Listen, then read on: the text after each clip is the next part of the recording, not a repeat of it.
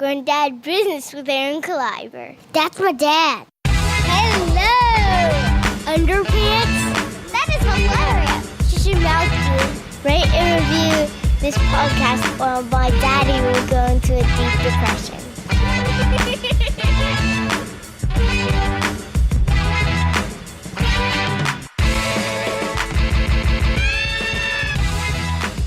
Going down business with Aaron Caliber. Yeah. Boom. Welcome to Grown Dad Business. This is Aaron Caliber. We're finishing up part 2 of 2 with my friend BRET ERNST.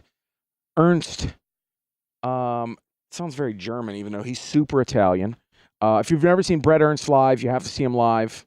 But yeah, we did an episode last week. He was in town. I was happy to hang out and talk with my friend. He's always good to talk to. And this second part, we really get into more of like why we chose comedy and what I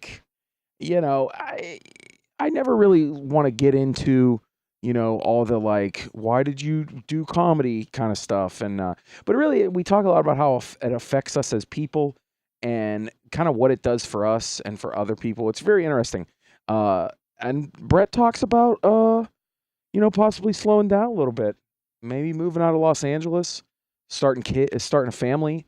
Cause that's like the real grown dad business of things, especially when you're a comedian, and like BRET, who has been doing comedy for a long time and, is ready to start a family. Finally. That's what we need is little Ernsts running around. But yeah, this is part 2. If you want to check out part 1, obviously it's the week before this. It's the episode before this. Check out part 1 with BRET ERNST. We talk a lot about how BRET grew up. And really, there's so many stories to do about BRET growing up. And you're just going to have to see him live because he does tons of those live. Tons of stories about, growing up with his family. And we all have very awesome, hilarious, weird, sometimes dark family lives, and BRET has all that also, and some really hilarious stories. But yeah, part 2, BRET ERNST. Before we start that, I want to give a shout out, as always, to one of my sponsors, and that's Ignite Hospitality Services. If you're an entertainer and you need to go somewhere and pay for a hotel, you need to hit up Adam at ignitehospitalityservices.com. He will barter for you a hotel. Oh yeah, for social media trade. That doesn't even make any sense, but that's what you go to do, and you save money on hotels. Do that. Ignite Hospitality Services. You can Google them, Facebook, all that. You can find them very easily. And also shout out to my producers, Epicast. If you're interested in doing a podcast, if you like this podcast, or if you like my other podcast, You Can't Handle the Truth, movie reviews with Sean Collier, also produced by Epicast. If you want to do a podcast, go check out epicast.com. Wait, is it epicastnetwork.com/services? Not only do they produce podcasts, they do audio engineering in the studio, they do live engineering, they do video, photography, event planning, and live events. They were huge supporters of comedy, which is why myself and Sean and I do those podcasts. They also have an amazing podcast, my friends, Dave Bracey and Ed Bailey. Congrats for winning the City Papers Pittsburgh's Best Podcast of the Year. Really awesome. Check out Drinking Partners. You got to check them out. Also produced by Epicast. So yeah, if you want to do a podcast, check out epicastnetwork.com/services. And shout out to Buzzy Nick and my dude Dom for working on this. But yeah, without further ado, my friend BRET ERNST, part 2. You hear those kids next door? It's a blessing, right? Huh? That's why I don't have. Yeah, let's talk about that real quick before we get out of here. That's the thing. That's what we were getting at. Yeah. Is, if I want to have kids, yeah, I got to move to a place where I can live like a human being on my salary. Damn on what right. I make a year. Yeah. It's not even a salary, what I earn. Right. I don't get a salary. Well, that's the thing too. It's like we went through a personal thing of my wife and I. We have a 1-year-old that's our third, and it was like, all right, I'm out LA enough where I started trying to discover, like, can we live here? Can we afford this? You know what I mean? And when you start looking at it, 3 kids, and I'm like, you know what? We're rich here. You know what I mean? Like, if we go there, we're poor. 90% of my gigs are, east of St. Louis. Like, why would I do this? You know what I mean? It's just kind of made sense. Now I started stand up when I had like my first child was 6 months old when I started stand up. So it was, it was stupid.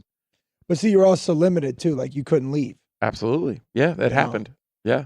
So like, I me being in LA, like I would love to stay. I'm in a very nice area right now. But I'm breaking even every year.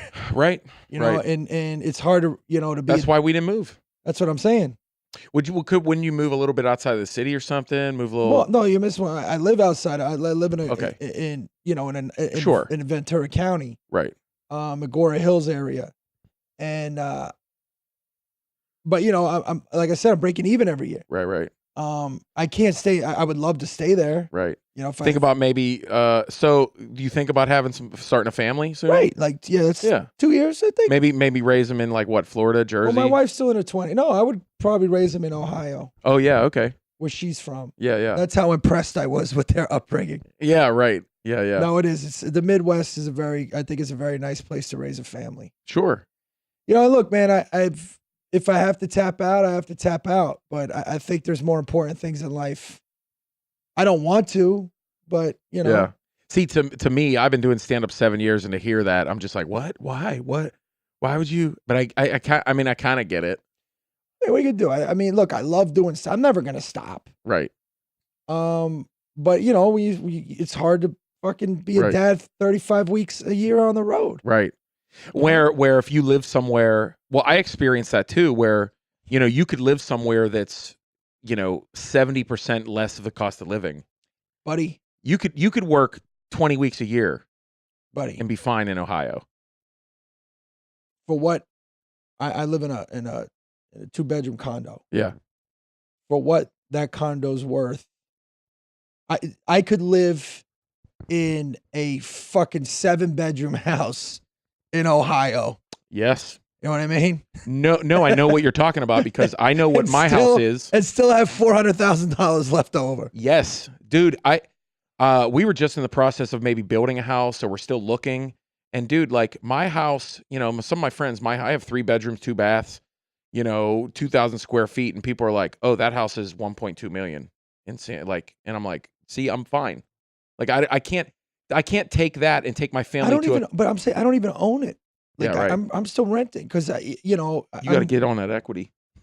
Yeah, I think the market's going to crash. Put your again. money towards something. I think things are on a bubble again. Well, as far as I understand, is especially if when presidents change, the banks get nervous, interest rates go up a little bit, especially when there's a party change.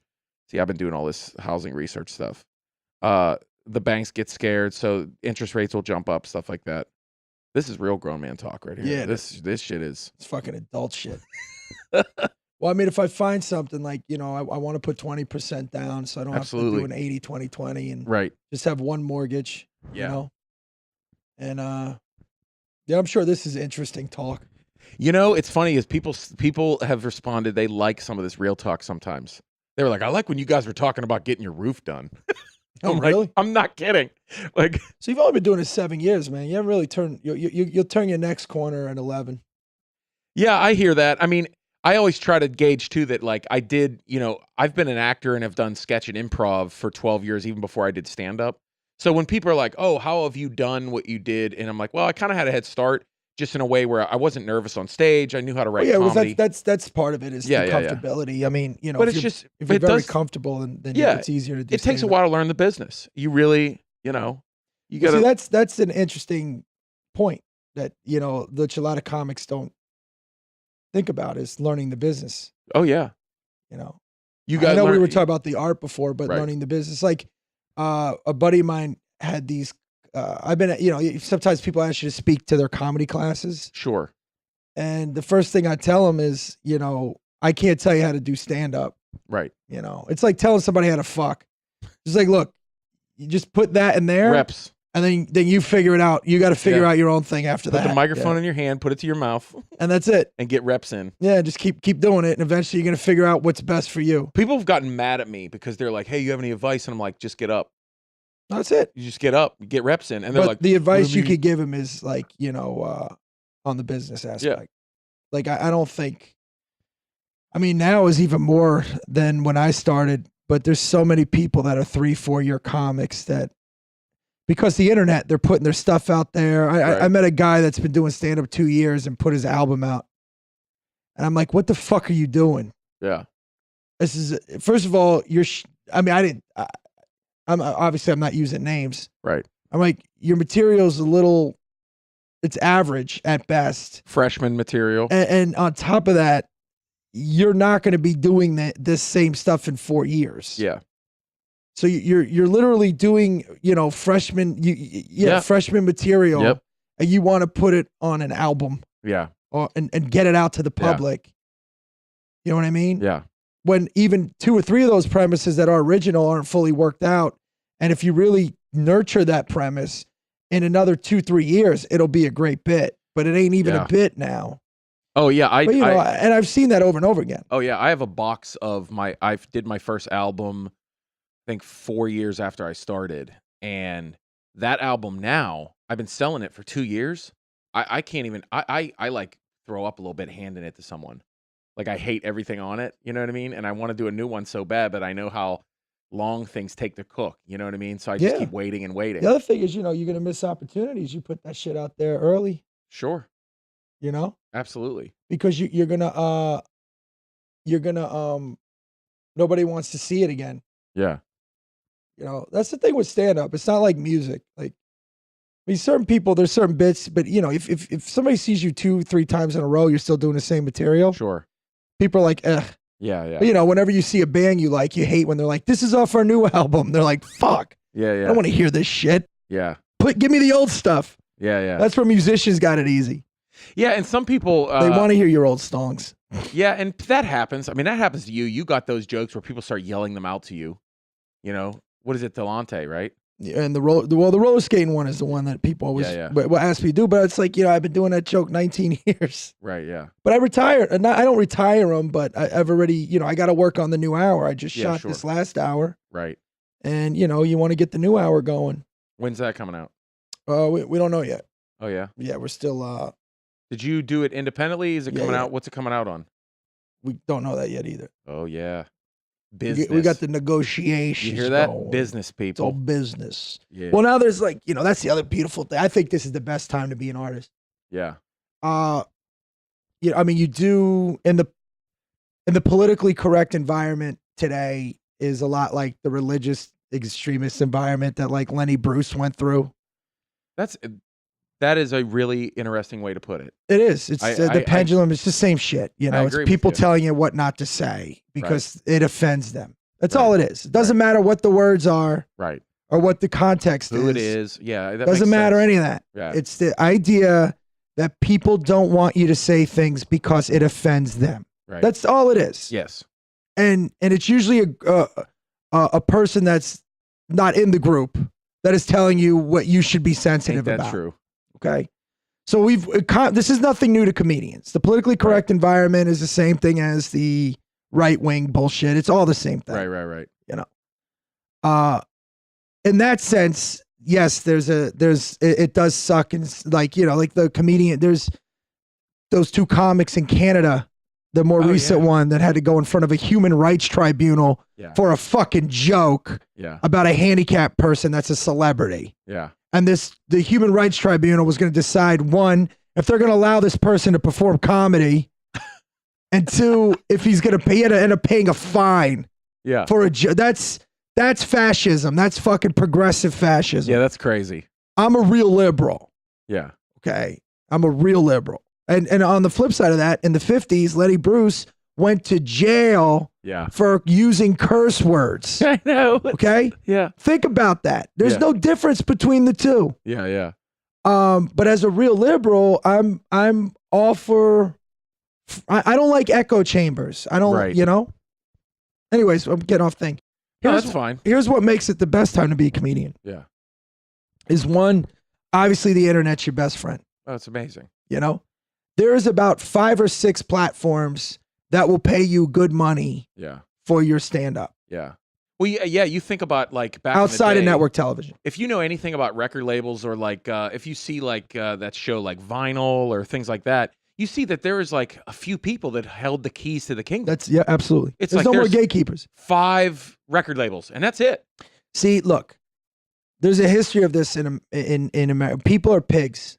Okay, people will make decisions but it always comes back to bite the industry in the ass. Right. You can't be one-sided. You can't. You can't charge $20 for a record album with one song on it. Right. That's what used to go on back in the day. Yeah. And now, again, everything's a paradox. There's a lot of shit on the internet, but if you're good and you can, and people can find you, you can end up selling a shitload of tickets. Oh, right. How infuriating do you think record labels are that used to hold on to Louis C.K. and he goes and sells his album for $5 on his website, and they're like, absolutely, like that just, and it's this sounds really like, but like art does kind of find a way. Like always. there's all these people that wanted to like lock it down, and record labels and cable TV and things like that, and it just find a way out. It just the artists back then had no outlets. Right. There was none. Right. Painters, believe it or not, were a lot like comedians, where nobody was watching painters on TV. Yeah. Nobody except for the guy with the hair. But I meant, you know what I mean? Like an artist was a word of mouth thing. Sure. And then they would have galleries, but they had to figure out a way that would suck to be self-sufficient. An artist would suck. A painter. I'm saying they have to figure it out. Yeah. They're forced to figure it out. Right. So, and again, there were like, certain galleries that would feature certain artists that would guarantee them certain sales back then. And I don't know how it still works today, but like a guy like Banksy or, that these street artists but there was the painters and those types of artists were so self-generating and so self-sufficient that, if they didn't figure out a way, they didn't eat. Right. Where comedians, in the 70s, 80s, especially in the 80s and early 90s, you had TV, you get on the Tonight Show, you had Def Jam in the 90s that broke a lot of fucking talented, that's why there was such a resurgence of black comedy in the 90s was huge because of Def Jam. Well, now every black comic I meet, their credit is Def Comedy Jam, and every single one. Oh, really? Oh, that's kind of a joke with me and my friends, and I'm like you'll meet somebody and they're like, oh, you know him from Def Comedy Jam. I'm like, no, you weren't. Like, what are you talking about? Oh, like, they all say it's almost like everybody. BET Comic View. I'm like, no. Like a dude will show up at an open mic for the first time. He's like, yeah, you seen him on BET Comic View. I'm like, what? No. I was like, they must have had 8,000 episodes, like with every comedian I've ever met that have those credits. Well, in the late 80s, mid to late 80s, the Rodney Dangerfield specials, blew up Dice Clay and Sam Kinison. And so, like, Yeah, do you think those comedy specials must have had a lot to do with it, too? Those HBO specials? That's what I'm saying. Yeah, absolutely. So, but I'm saying you only had like a few outlets for that. Right. But if you got on that, you were gold. Oh, man. You were fucking gold. Now, it doesn't matter. Yeah. You could do 20 Tonight shows. It wouldn't matter. Isn't that crazy? But I guarantee if you get on, say, Rogan's podcast, right, that's probably worth more. Yeah, Rogan and Maron right now. Yeah. That's what people want. That's people what people are like, listen. fuck Jimmy Fallon, who cares? Well, and it is crazy because like I am at a point now where like I want a Conan and Fallon. That's what I'm trying to do. Right. But like, I'll do shows with people and you're like, who's that? And they're like, oh, from the Tonight Show. And I'm like, wow, damn. I've never even heard of them. Grasp this concept, man. Why do you want to do, I mean, don't get me wrong, I'm not turning them down, but you want to get on those shows because it's a nice credit and it's exposure. Sure, yeah. So then ask yourself, what's it exposure for? Well, it may get people to buy you tickets, but that's what exposure's for. Right. It's not. Oh, I can give you the real answer. What? I mean, really, I don't like. It's not breaking any wall or anything, but the real answer is for you to get booked at more clubs. They want to see a logo on a poster. But, I mean, honestly, but dude, even that doesn't matter. Listen to what I'm saying, because you're 7 years in, so you got to take this in. Okay, I love this. That's why I do this. This is what I got to tell you. People want to do this. It's more vanity. It's more. Right. I was on it. Right. But the whole purpose of it in the business aspect is so you can get your recognition and notoriety so people will buy tickets to see your show. Absolutely. Okay? Yeah. That's the whole purpose of being on TV. Right. All right?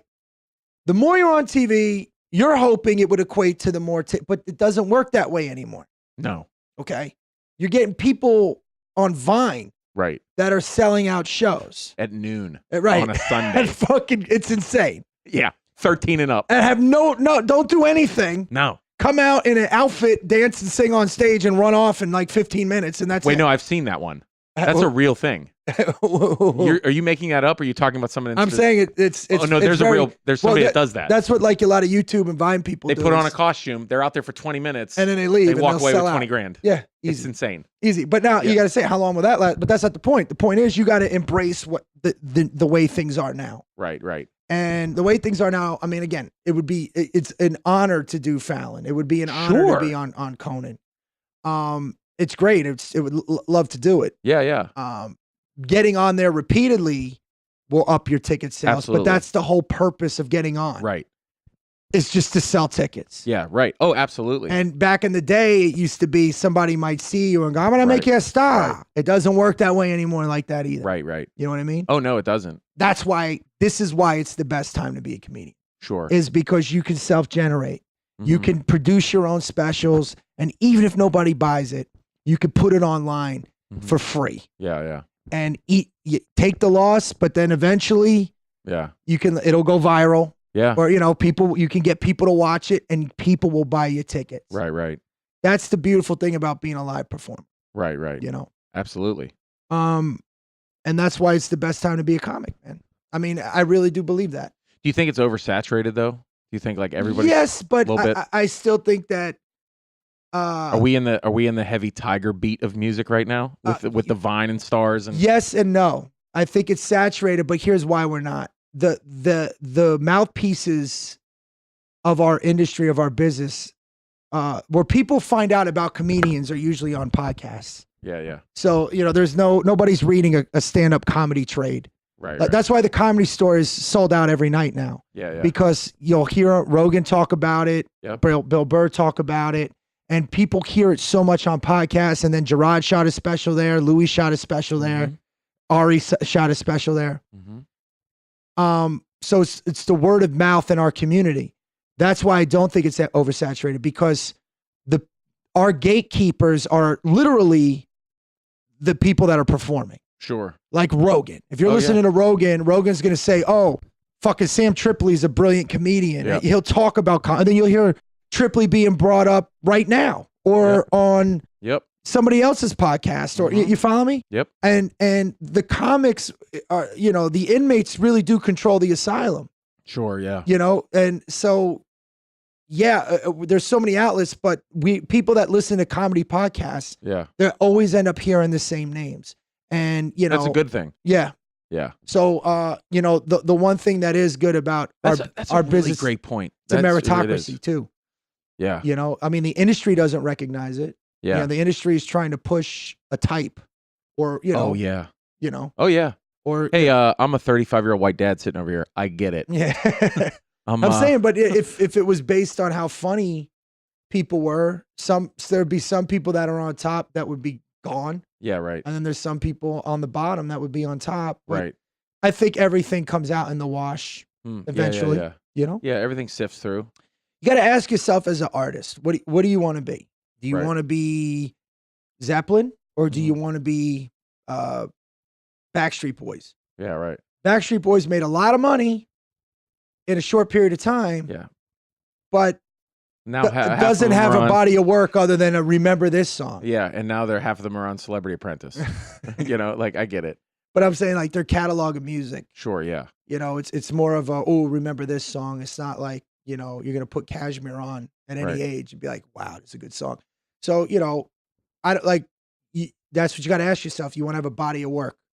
And if you want to have a body of work as an artist, you got to put the time in. Sure. And if you got to put the time in, it takes fucking forever, but it will happen. Yeah, yeah. If it's a good body of work. For sure. You will get recognized. It takes way longer for some people than other. You know what I mean? But it will happen. Although, I do like what's that Backstreet song? Backstreet Boys song. Everybody? The one where they're in the haunted house? You like the haunted house one?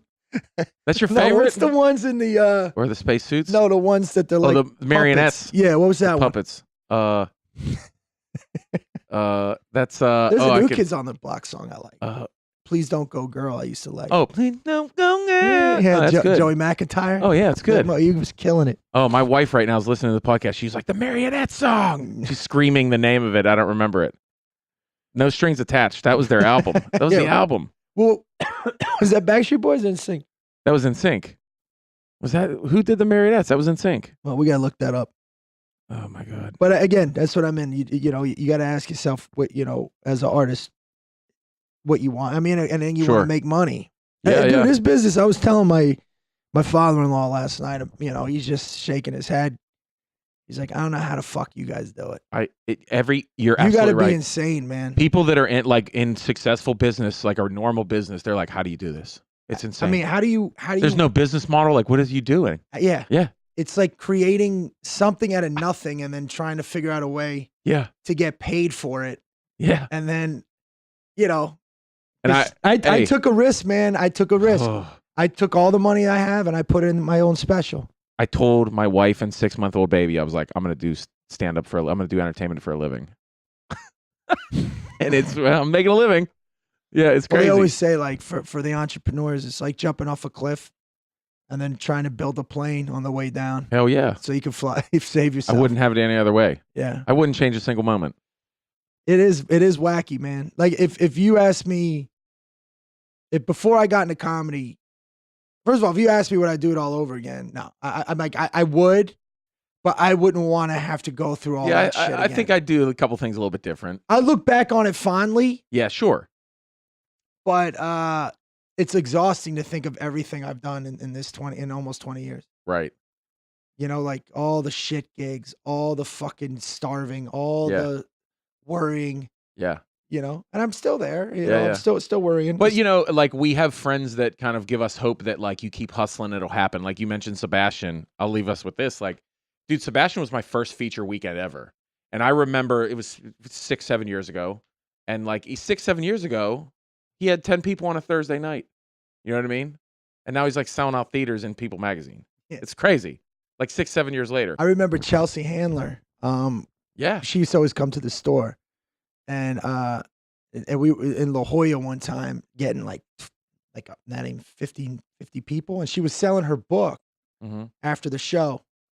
Before, obviously, she got her show. Sure. But now that book that she was selling, that she wrote, The Vertical Life or whatever it was called. Then literally, she was selling it at the end of the show. Yeah, yeah. And then next thing you know, it's a fucking New York Times bestseller. Yeah, yeah. After she got the show, and that's then she did the second one. But you just see it, man. I remember fucking Burr, dude. Burr. I remember watching him going, how the fuck isn't this guy? Yeah, the most popular comedian on the planet. This is one of the greatest comedians I've ever seen in my life. I agree. And even like his show on Netflix, the cartoon. Yeah, F is for Family. Yeah, I'm like, have you seen this? People are like, no. I'm like, what are you doing? What are you doing? I mean, look, I get if you don't like stand-up. I don't like stand-up. I don't watch it. Isn't that crazy? I don't either. I can't stand it. I don't. Like, I can't watch. I mean, I have to watch, like when I'm at the Comedy Store, like I'll see people like before me, I'll watch it and I laugh. But like when people be like, hey, did you see the so-and-so's new special? I can't do it. I'm like, no. I can't do it. No, I don't even, I hate, I'm not a fan of, I can't watch it. Yeah, I'm not, I don't either. Because I don't know why, maybe because I'm in it. Yeah, probably. Even like if I want to see it, I go back to the older things that got me in it. Like I can watch Rocky over and over again. Yeah. And I can watch Eddie Murphy's Delirious over and over again. All right, I'll let you take a nap. You're the best. I'm shot. You're the best kid. That was a strong interview. I want to go to the haunted house though. Well, we can't not do open it during the day. What time are they open to on Sunday? I don't know. I'll find out. Because we could do it. God bless you. Anyways, we'll talk afterwards. Yeah, we don't have to make our plans right now. Yeah, we don't. So hold on, let me get my appointment book out. I'm gonna go fall asleep. Why don't you keep texting your fucking You would leave my sister out of this. All right, man, I'll talk to you.